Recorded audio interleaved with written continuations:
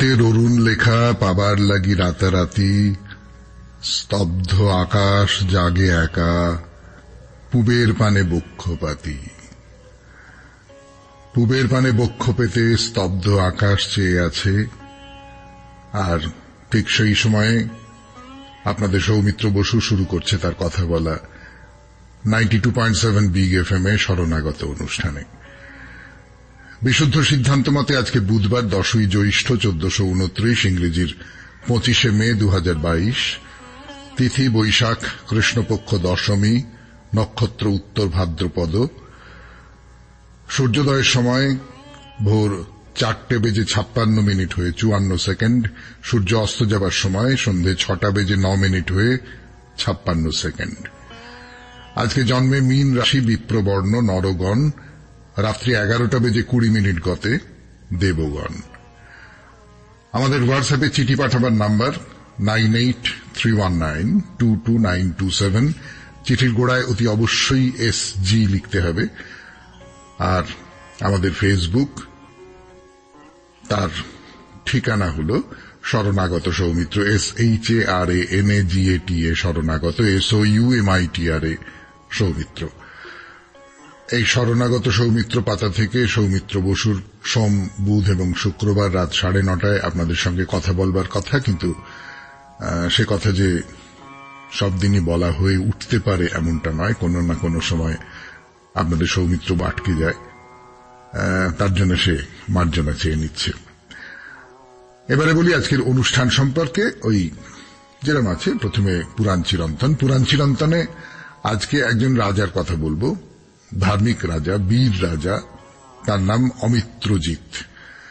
এই অমিত্রজিৎ কেমন করে তার যা প্রার্থিত তাকে লাভ করলেন তার গল্প শোনাবো আপনাদের।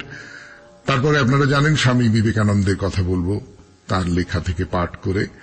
ঠাকুর শ্রীরামকৃষ্ণ পরমহংসদেবের অমূল্য সব কথা বলবো, আপনাদের চিঠিপত্রের উত্তর দেব, এবং শেষে বাইরে দূরে। শুনছেন 92.7 এফএম এ শরণাগত। আমি আপনাদের সৌমিত্র বসু। অমিত্রজিৎ একজন রাজা, তার কথা বলতে বসেছি 92.7 বিগ এফএম এ শরণাগত অনুষ্ঠানের পুরাণ চিরন্তন এই পর্বে। পরম ধার্মিক রাজা ছিলেন এবং খুব কৃষ্ণ ভক্ত ছিলেন। তো একদিন তিনি রাজসভায় বসে আছেন, রাজ্য নিয়ে আলোচনা হচ্ছে নানান রকম। এমন সময় সেখানে নারদ ঠাকুর এসে হাজির হলেন। রাজা অমিত্রজিৎ সিংহাসন থেকে উঠে পাদ্য অর্ঘ্য দিয়ে তার সেবা করলেন, তাকে বন্দনা করলেন, তাকে বসতে বললেন, যা যা কিছু করবার, যা যা কিছু একজন ধার্মিক মানুষ একজন মুনি ঋষির সঙ্গে করেন সে সমস্ত কিছু করলেন। তো নারদ খুব খুশি, নারদ খুব প্রশংসা করছেন রাজা, রাজা তুমি খুব ভালো, ইত্যাদি ইত্যাদি। তা রাজা বললেন যে না না, আমি কিছু নই, আমি সমস্তটাই কৃষ্ণের কৃপা। আমরা কি নিজের ক্ষমতায় কিছু করতে পারি কখনো? যাই হোক, আপনি বলুন আপনার আসার কারণ কি, কি করতে পারি আপনার জন্য? তা নারদ বললেন, রাজা আমি তোমার কাছে এসেছি তার কারণ কঙ্কাল কেতু নামে এক দানব মলয় গন্ধিনী নামে এক বিদ্যাধরী গন্ধর্ব কন্যাকে হরণ করে তাকে চম্পকাবতী নগরে লুকিয়ে রেখেছে, তাকে তুমি উদ্ধার করো। আর একবার মনে করিয়ে দিই, কঙ্কাল কেতু নামে এক দানব আর এক গন্ধর্ব কন্যা, তার নাম মলয় গন্ধিনী। তো এই মলয় গন্ধিনীর ব্যাপারটা আপনি জানলেন কোত্থেকে? না, আমি পাতালে গিয়েছিলেন হটকেশ্বর শিবকে দর্শন করবার জন্য, সেখানেই মলয় গন্ধিনীর সঙ্গে আমার দেখা হলো। সে নিজেই বলল তার কাহিনী। সে কাহিনী কিরকম না, একদিন সে গন্ধমাদন পর্বতে ঘুরে বেড়াচ্ছিল, এমন সময় দানব কঙ্কাল কেতু তাকে মায়া বলে চুরি করে নিয়ে গেছে তার চম্পকাবতী পুরীতে। সামনের তৃতীয়া তিথিতে তাকে বিয়ে করবে। তো সে যে মলয় গন্ধা, সে তো খুব কান্নাকাটি করছে, দেবী ভগবতীর পুজো করছে, মা আমাকে রক্ষা করো, এই দানবের স্ত্রী হওয়ার চেয়ে আমার মৃত্যু ভালো ছিল, আমাকে রক্ষা করো। তো দেবী তাকে দেখা দিলেন, দিয়ে বললেন তোমার কোনো ভয় নেই, ওই দানবের সঙ্গে তোমার বিয়ে হবে না, তোমার বিয়ে হবে এক কৃষ্ণ ভক্তের সঙ্গে। ওই দানব কঙ্কালকেতু, তাকে সেই কৃষ্ণ ভক্ত রাজা বধ করবে। বলে তো দেবী অদৃশ্য হয়ে গেলেন। তো তারপরে আমার সঙ্গে তার দেখা হয়েছে, মলয়গন্ধিনী আমাকে দেবীর কথা বলেছে। তো আমি ভাবলাম যে কৃষ্ণ ভক্ত যুবক রাজা যার সঙ্গে মলয়গন্ধিনীর বিয়ে হতে পারে, সে তো আর পৃথিবীতে কে আছে। ভাবতে ভাবতে তোমার কথা মনে হলো, তাই চলে এলাম তোমার কাছে। তো রাজা অমিত্রজিৎ বললেন যে না, তো আশ্চর্য গল্প, কিন্তু আমি এক্ষুনি রাজি আছি সেই দানবকে বধ করতে, কিন্তু আমি তো চম্পকবতী চিনি না, আমি কেমন করে উদ্ধার করবো সেই কন্যাকে, কেমন করে সেই দানবকে মারব। তা নারদ তিনি রাজাকে বললেন যে শোনো, তুমি একটা পালতোলা নৌকোয় করে সাগরে যাবে, দেখতে পাবে একটা সুন্দর রথ উঠবে সাগর থেকে। সেই রথে এক দিব্য কন্যা থাকবে, তার হাতে বীণা থাকবে, আর সেই বীণা বাজিয়ে গান করবে। এই গানটা যখন শেষ হয়ে যাবে, তখন রথটা আবার সমুদ্রে ডুবে যাবে। তখন তুমি তোমার নৌকো থেকে সেই রথের উপরে ঝাঁপ দেবে, তাহলেই তুমি চম্পকবতী নগরে পৌঁছে যাবে, সেখানে মলয়গন্ধিনীর দেখা পাবে, ইত্যাদি ইত্যাদি। তো ঠিক আছে, রাজা অমিত্রজিৎ তো নৌকো করে গেল সাগরের মাঝখানে। মাঝ সমুদ্রে যখন তিনি উপস্থিত হলেন, তখন সত্যি সত্যি একটা রথ সমুদ্রের তলা থেকে উঠে এলো। সত্যি সত্যি রথের মধ্যে একটি সুন্দরী গান গাইছে। তো তারপর গানটা শেষ হলো, রথ সমুদ্রের জলে ডুবে যাচ্ছে, রাজাও ঝাঁপ দিলেন তখন রথের উপরে। তারপরে অল্পক্ষণের মধ্যে পৌঁছে গেলেন চম্পকবতী নগরে। সেই বিশাল নগর, বিশাল প্রাসাদ, প্রচুর দ্বাররক্ষী, লোকজন সমস্ত সেই প্রাসাদে উপস্থিত, কিন্তু রাজাকে কেউ দেখতে পাচ্ছে না। কি করে দেখতে পাবে? দেবী ভগবতীর আশীর্বাদ আছে তো রাজার উপর, তিনি মায়া বিস্তার করে রেখেছেন, রাজাকে কেউ দেখতে পাচ্ছে না। দেখতে পেল মলয়গন্ধিনী। রাজা যখন সেই ঘরের মধ্যে খুঁজতে খুঁজতে খুঁজতে খুঁজতে এসে দেখলেন যে একটি মেয়ে বিছানায় শুয়ে শুয়ে কাঁদছে।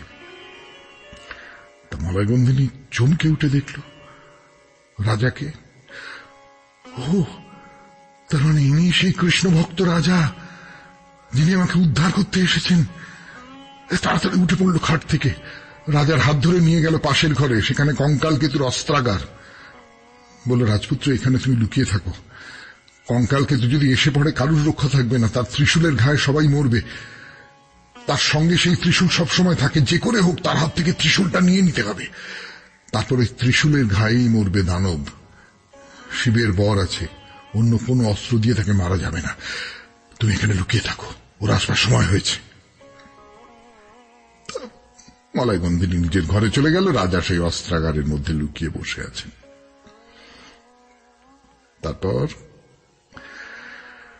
তারপরেরটা পরে, মানে গানের পরে 92.7 বিগ FM এ শরণাগত অনুষ্ঠানে আমি আপনাদের সৌমিত্র বসু। নানান রকম নিয়ে এসছে, বেশ মন্তব খেয়েছে।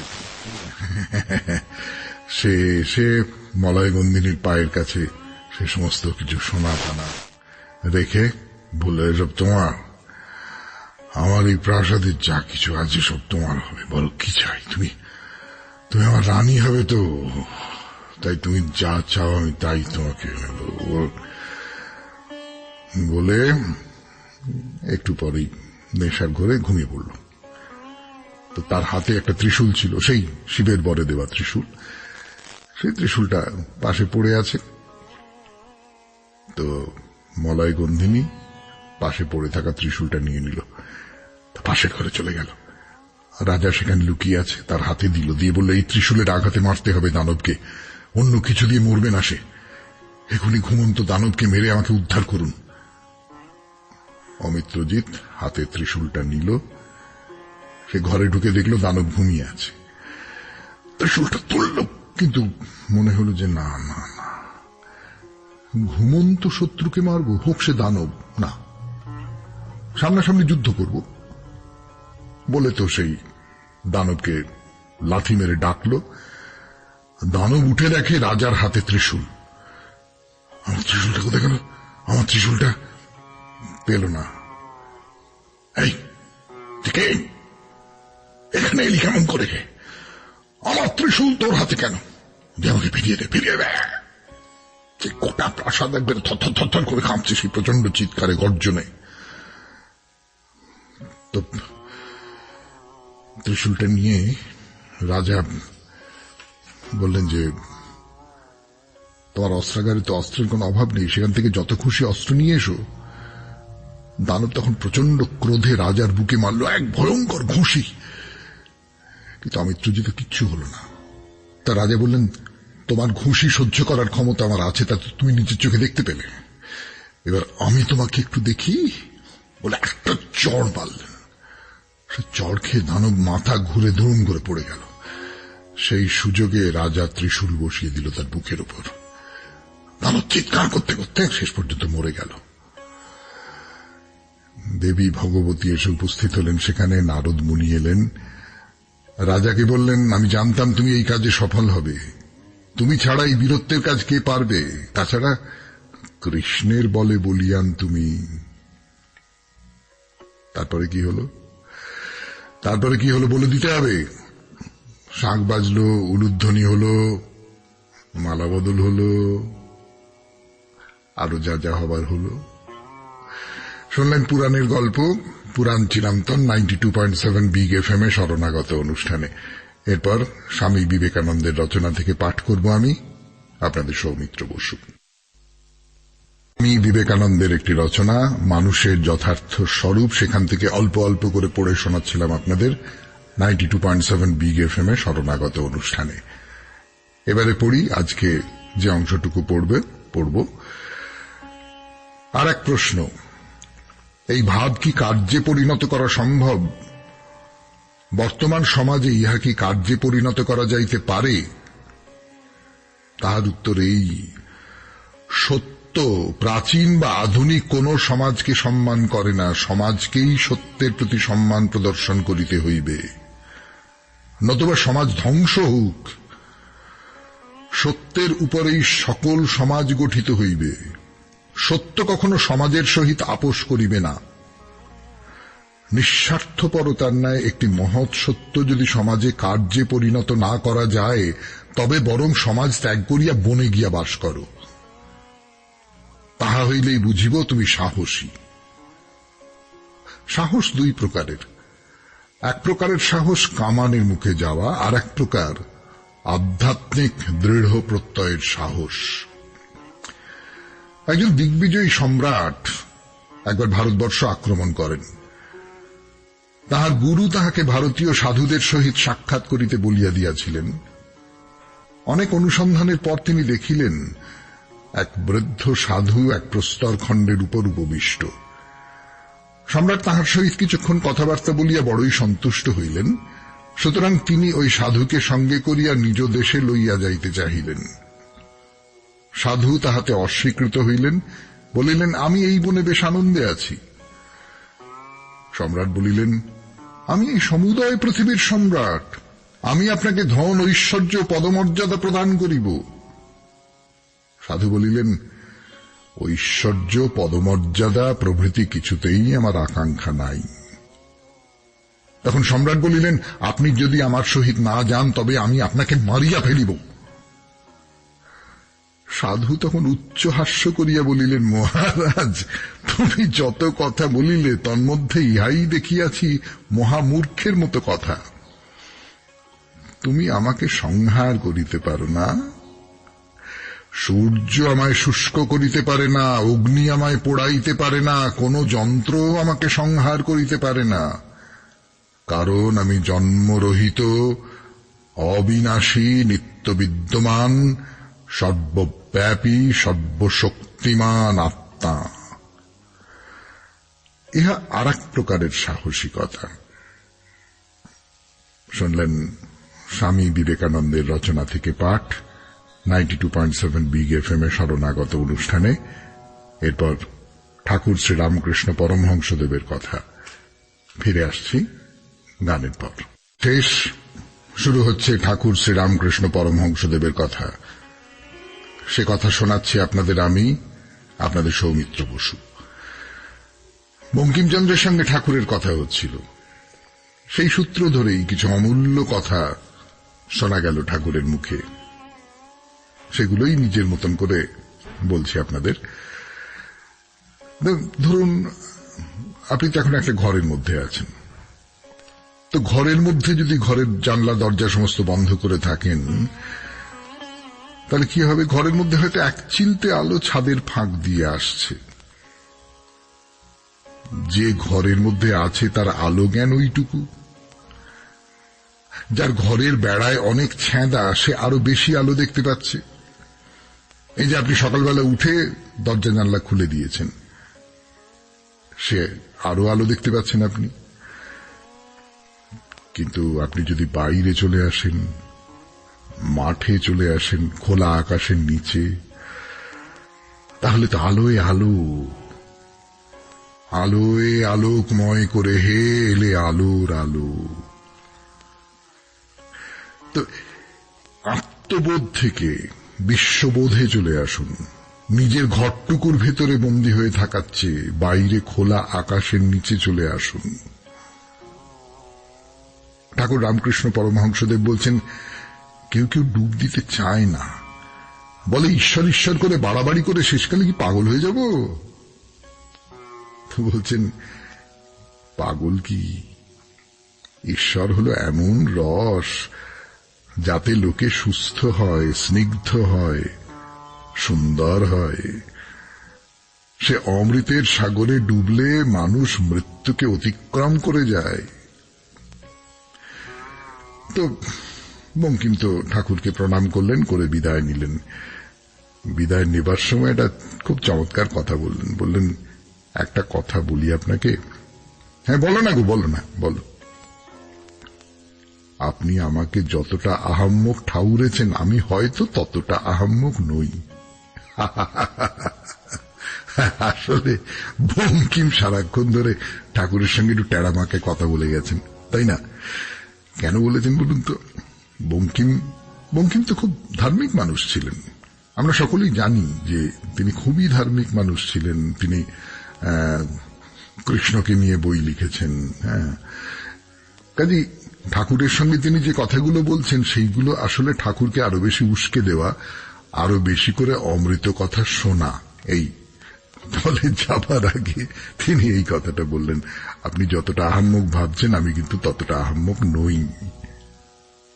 আচ্ছা, ঠাকুরের বুঝতে বাকি আছে কোন উপাদান দিয়ে বঙ্কিম তৈরি। শুনছেন শরণাগত 92.7 বিগ এফএম-এ। আমি আছি আপনাদের সঙ্গে, আপনাদের সৌমিত্র বসু। ঠাকুরের আরো কথা বলবার জন্য ফিরে আসছি গানের পর। যে কথা বলবার, ঠাকুর যে কথা বারবার করে বলেন, সেটা হচ্ছে সংসার। বঙ্কিম সংসারের মধ্যে জড়িয়ে আছেন। বিষয় সম্পত্তি ইত্যাদি ইত্যাদি নিয়ে তিনি খুব ব্যস্ত, এবং সত্যি সত্যি ব্যস্ত।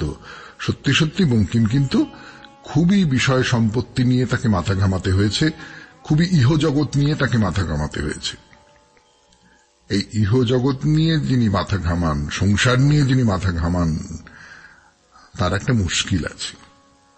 বড় সুন্দর করে বলেছেন ঠাকুর যে, ধরুন একজন সাধু, হ্যাঁ, একজন সাধু তার বন্ধুকে বলছে যে, বাবা 18 বছর ধরে বেদান্ত রগড়াচ্ছি, তবু বন্ধু দূরে মলের শব্দ পেলে মনটা চঞ্চল হয়ে ওঠে।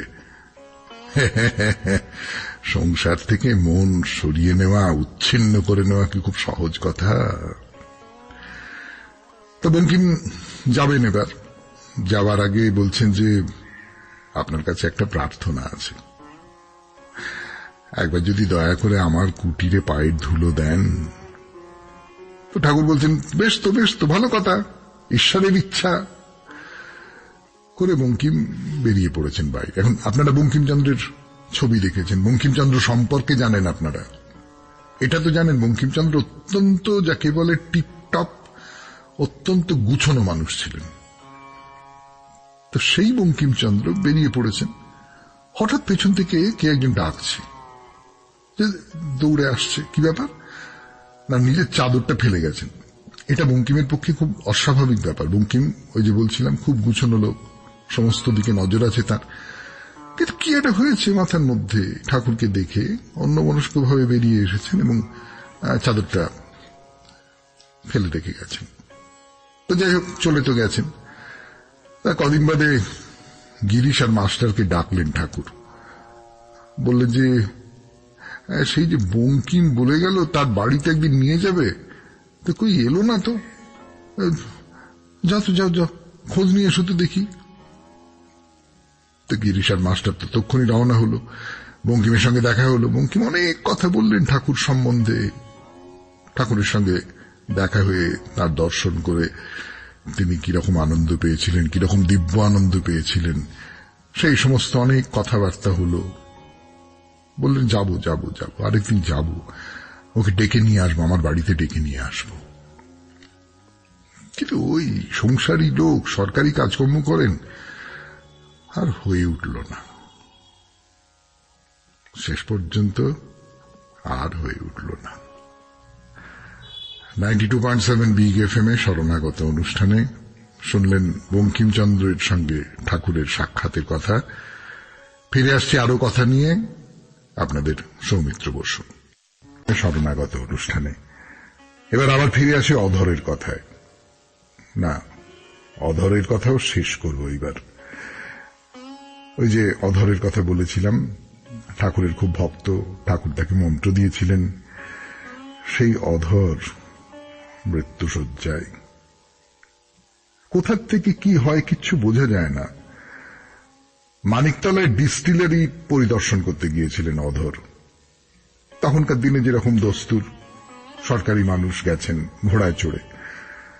ফেরবার পথে শোভাবাজার স্ট্রিটে ঘোড়া থেকে পড়ে গেলেন, বাঁ হাতের কবজি ভেঙে গেল।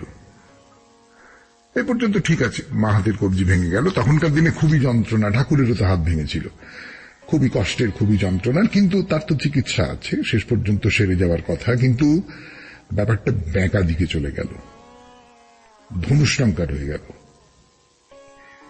ঠাকুর যখন এলেন তখন কথা বন্ধ হয়ে গেছে অধরের। তবু ঠাকুরকে দেখে তো চিনতে পেরেছেন, চিনতে পেরে তাকিয়ে আছেন ঠাকুরের দিকে, তাকিয়েই আছেন। চোখ দিয়ে জল পড়ছে। শরীরের যত কিছু কষ্ট, যত কিছু যন্ত্রণা, সব যেন সেই আনন্দের অশ্রুতে ধুয়ে যেতে লাগলো, ধুয়ে যেতে লাগলো। ঠাকুর অধরের কাছে এসে বসলেন, গায়ে হাত বুলোতে লাগলেন। তার মুখটি ম্লান, চোখ দুটো যেন পদ্ম ফুলের মতো করুণ কোমল। অধর চলে গেল। 30 বছর বয়স তখন। উঁচু পদে চাকরি করবার জন্য কত ধরাধরি, কত কিছু করেছিল। এই তো জীবন। ঠাকুরের মনে হলো আকাশ থেকে একটা তারা খসে পড়ে গেল। ভবতারিণী দুয়ার ধরে কাঁদতে বসলেন, মাগো মাগো, আমার কেন এত যন্ত্রণা? কেন এত যন্ত্রণা আমার? আমাকে ভক্তি দিয়ে রেখেছিস বলেই তো এত সইতে হচ্ছে আমাকে। এত কষ্ট দিচ্ছিস কেন? ভালোবাসলে তো কষ্ট পেতেই হবে, বলুন। ভালোবাসার পুরস্কার এই কষ্ট। শেষ হল ঠাকুর শ্রীরামকৃষ্ণ পরমহংসদেবের কথা। এরপর আপনাদের চিঠি পড়ব। 92.7 বিগ এফএম এ শুনছেন শরণাগত। করা উচিত। যারা বড় তারাও এইরকম হিংসা, মানে মারামারি, খুনোখুনি করেই চলেছে। একদল অপর দলের কারুর ঘর বাড়ি জ্বালিয়ে দিচ্ছে, জমি দখল নিয়ে নিচ্ছে, এইসব কাজ করেই চলেছে। হিংসায় উন্মত্ত পৃথ্বী। এই ছোট্ট চিঠিটি লিখেছেন শীলা ব্যানার্জি, নৈহাটি থেকে। পরের চিঠি, আরেকটি চিঠি পড়ি। এই চিঠিটা খুব ছোট, ফলে আর একটা চিঠি পড়বার সুযোগ ঘটল আমার। বোধোদয় কোচিং সেন্টারে খুব কম বেতনে সব বিষয় পড়ানো হয়, মাত্র 400 টাকা। জগদীশ মাস্টারমশাই এখন ইতিহাস পড়াবেন, ছাত্রছাত্রীতে ভরা ক্লাস ঘর। সকলের মনে পড়া বসিয়ে দেন।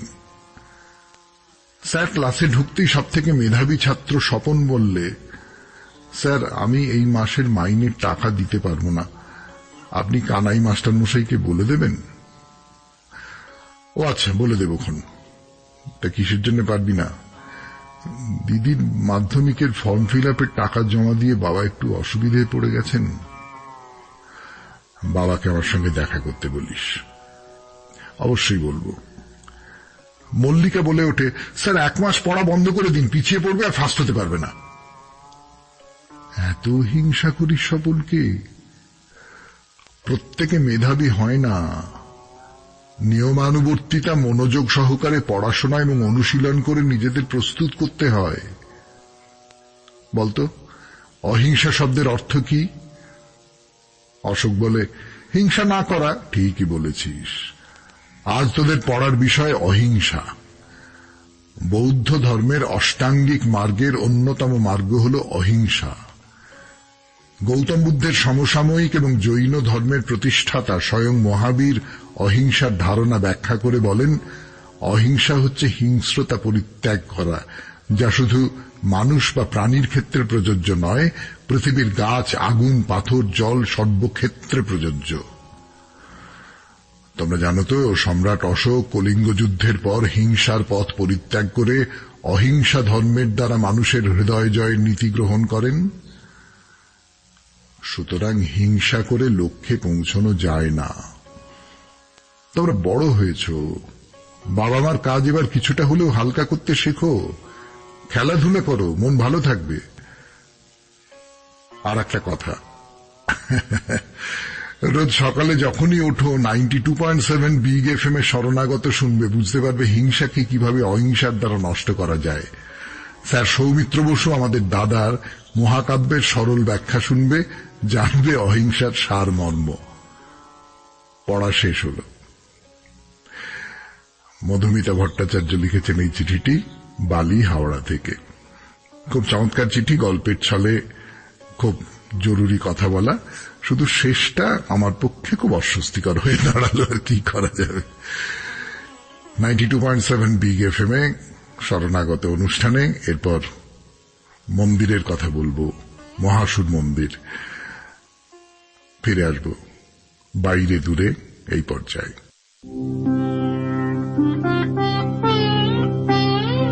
পর শুনছেন বাইরে দূরে 92.7 বিগ এফএম এ। আগেই বলেছি, এই যে দেবতা মহাসু, এর বা এর অনুচর বলুন, ভাই বলুন, তাদের মন্দির ছড়িয়ে আছে এই অঞ্চলেই, দেরাদুন থেকে প্রায় 200 কিলোমিটার দূরে এই যে অঞ্চল, তার চারদিকে। তার মানে বুঝতে পারছেন তো, এই দেবতা হলেন একজন অত্যন্ত জনপ্রিয় বা সমাদৃত দেবতা। তো সেই যে একদিন বলেছিলাম, গ্রামের গরিব গুরব তথাকথিত অশিক্ষিত, মানে সোজা কথায় সমাজে যাদের তেমন করে প্রতিষ্ঠা হতে পারেনি, তাদের দেবতাকে যারা সমাজের মাথা, তারা খানিকটা অবজ্ঞার চোখে, তাচ্ছিল্যের চোখে দেখে। আর ধরুন যে সময়ের কথা বলছি, তখন তো ব্রিটিশ আমল, এই 1825, 26, 27, 28 এই সময়টা, তাদের লোকজনেরা তো এই দেবতাকে হতচ্ছেদা করবেই। এই হতচ্ছেদাটা প্রায় অত্যাচারের চেহারা নিল যখন ইংরেজ সরকারের জমি জরিপ বিভাগের একজন অফিসার, তার নাম মেজর ইয়াং, তিনি এসে দেখলেন বিপুল পরিমাণে লোকজন এই দেবতাকে নিয়ে মাতামাতি করছে। কি হলো বলবো তো গানের পর 92.7 বিগ এফএম এ এই শরণাগত অনুষ্ঠানে। বলছিলাম ওই মেজর ইয়াং এর কথা, 92.7 বিগ এফএম এর শরণাগত অনুষ্ঠানে। তার তো এবার অসহ্য লাগছে। এই যে দেবতা, কিরকম দেবতা, তার মাথা মুন্ডু নেই। তার মন্দির তৈরি হয়েছে, এক গাদা জমি দখল করে বসে আছে নিষ্কর্মা কিছু লোক, তারা সব সেবক, ঘুরে ঘুরে বেড়াচ্ছে। কি কি কি এসব কি? তো ইয়াং সাহেব তো আদেশ দিয়ে দিলেন, এই অঞ্চলে কেউ এই মহাসুর পুজো করতে পারবে না।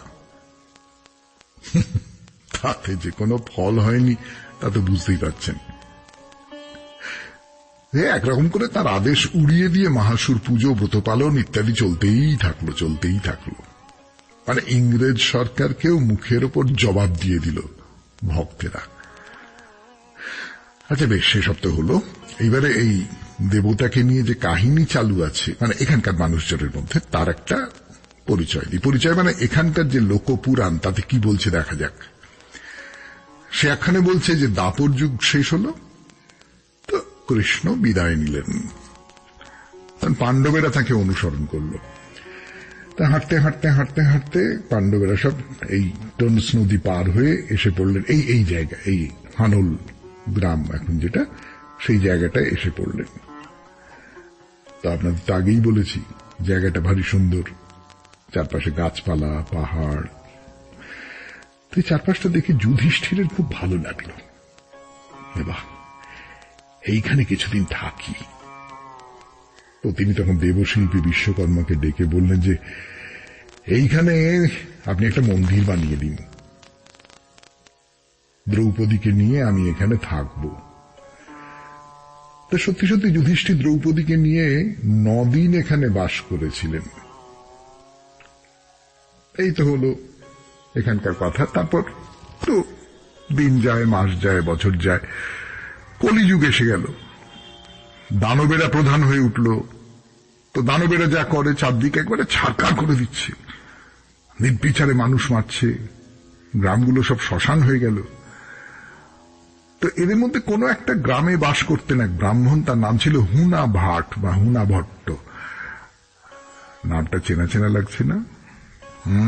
আগে তো বলেছিলাম হুনা ভাটের নাম অনুসারে এই গ্রামের নাম হয়েছিল হানল। তা এইবারে সেই হুনা ভাটের কথা এলো আর কি। যা বলছিলাম, এই দানবদের মধ্যে প্রধান একজন দানব, তার নাম ছিল কিরমির। হ্যাঁ, কিরমির। নামটা শুনলেই দাঁত কিরমির করতে করতে ছুটে আসা এক ভয়ঙ্কর রাক্ষসের ছবি মনের মধ্যে জেগে ওঠে না? তো সে ওরকম এলো, এসে হামলা করলো, করে ব্রাহ্মণের 7 ছেলেকে খেয়ে ফেললো। তারপর এলো ব্রাহ্মণের স্ত্রীকে জোর করে ধরে নিয়ে যাওয়ার জন্য।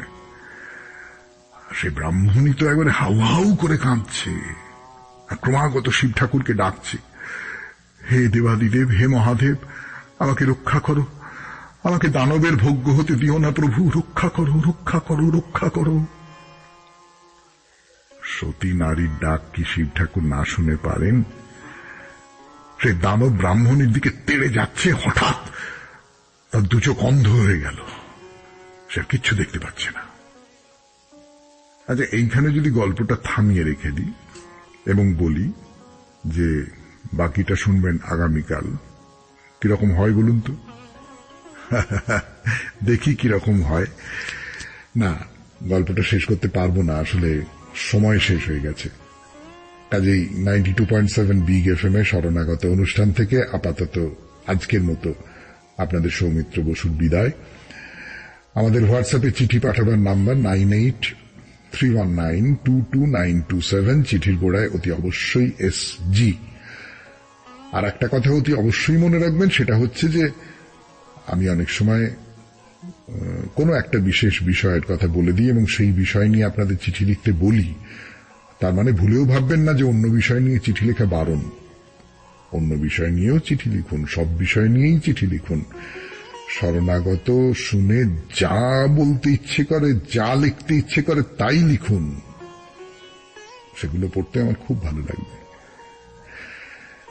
আর আমাদের ফেসবুক হলো শরণাগত সৌমিত্র, SHARANAGATA শরণাগত, SOUMITRA সৌমিত্র।